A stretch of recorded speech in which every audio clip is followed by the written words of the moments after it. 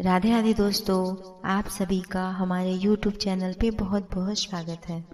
आज हम अपने चैनल पे जया एकादशी व्रत का महत्व और कथा लेकर आए हैं। तो चलिए भक्तों, श्रवण करते हैं। धर्मराज युधिष्ठिर बोले, हे भगवान, आप कृपा करके माघ मास के शुक्ल पक्ष की एकादशी की कथा का वर्णन कीजिए।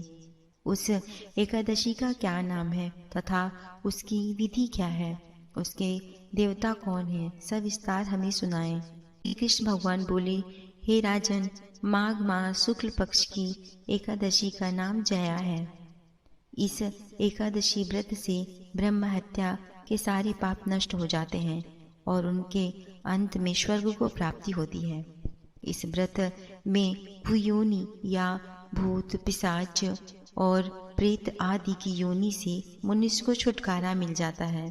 अतः इस एकादशी के व्रत को विधि पूर्वक करना चाहिए।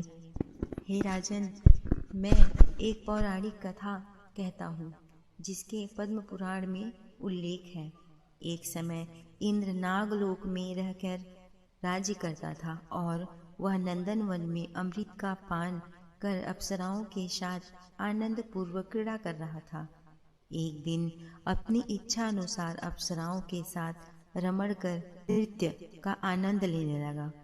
गंधर्व उस जगह गान कर रहे थे। वहाँ गंधर्वों में श्रेष्ठ पुष्प दंत, उनकी पुत्री तथा चित्रसेन की स्त्री मालिन, ये सब थे। उस जगह मालिन का पुत्र पुष्पवान और माल्यवान भी था। पुष्पवती नाम एक गंधर्व स्त्री माल्यवान को देखकर उस पर मोहित हो गई और काम के मोह में आकर अपने रूप, सौंदर्य, हाव भाव आदि द्वारा उसने माल्यवान को वश में कर लिया। हे राजश्री, वह पुष्पवती अत्यंत सुंदर थी। उसके लक्षण ये थे कि उसके बाहु कामदेव के कांड के हाथ के समान थे। चंद्रमा के समान मुख खिला हुआ था। विशाल नेत्र वाली एवं कानों में सुंदर कुंडलों को धारण करने वाली थी। उसकी ग्रीवा में सुंदर हार था। उसके मोटे तथा ऊंचे उठे हुए कूच स्वर्ण कमल के समान शोभा दे रहे थे। उसका पेट तथा कमर सिंह के समान अत्यंत पतले थे।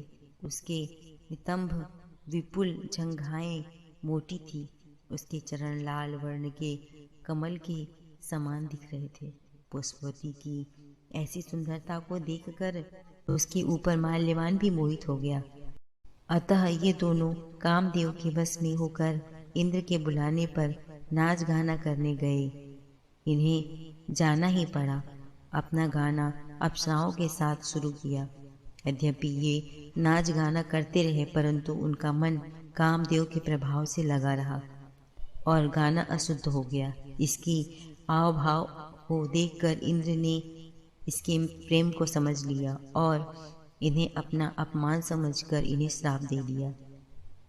ये मेरी आज्ञा का उल्लंघन करने वाले मूर्ख हैं। तुमने मेरा अपमान किया। तुम लोगों को धिक्कार है, इसीलिए तुम स्त्री पुरुष के रूप में मृत्युलोक में जाकर पिशाच का रूप धारण करो और अपने कर्मों का फल भोगो। इंद्र का श्राप सुनकर वे अत्यंत दुखी हुए और पिशाच बनकर हिमालय पर्वत पर दुख पूर्वक अपना जीवन व्यतीत करने लगे। गंध, रस और स्पर्श आदि का कुछ भी ज्ञान नहीं रहा। ये उस जगह महान दुख भोग रहे थे। रात दिन में एक क्षण भी उन्हें निद्रा नहीं आती थी। उस स्थान पर अत्यंत सर्दी थी। उसके कारण उसके रोम रोम खड़े रहते थे। उसके सर्दी से दांत कटकटा रहे थे। पिशाच ने अपनी स्त्री से एक दिन कहा, हमने पिछले जन्म में ऐसा कौन सा पाप किया था जिससे इतनी दुखदाई यह पिशाच योनि प्राप्त हुई है। इस पिशाच योनि से नरक का दुख सहना उत्तम होगा। वे इस प्रकार अनेक प्रकार के विचार करते हुए अपना दिन व्यतीत कर रहे थे। तब माघ माह के शुक्ल पक्ष की जया नाम की एकादशी आई। इन दोनों ने उस दिन कुछ भी नहीं भोजन किया और न ही कुछ गलत कर्म किया।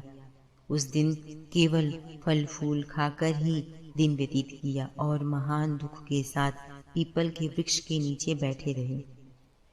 सूर्य नारायण उस समय अस्त हो चले थे। इन दोनों ने एक दूसरे से चिपक कर रात्रि बड़ी कठिनाई के साथ काटी। सर्दी के कारण उनको रात्रि में निद्रा भी नहीं आई।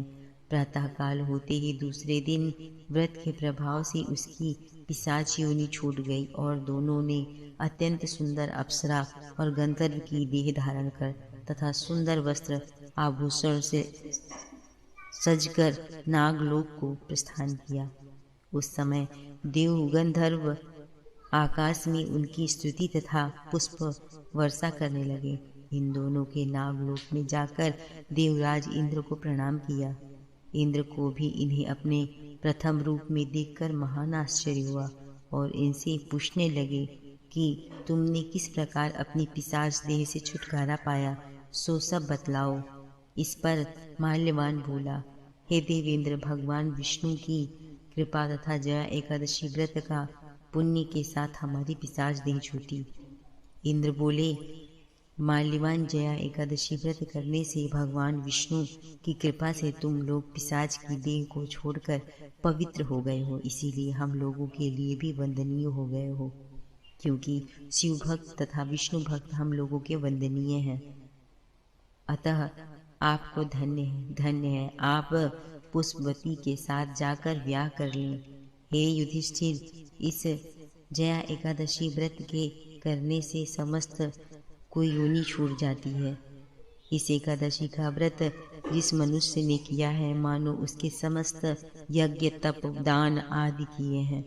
भक्ति पूर्वक जो मनुष्य जया एकादशी व्रत को करते हैं, वे सहस्त्र वर्षों तक स्वर्ग में निवास करते हैं। जय श्री कृष्ण दोस्तों।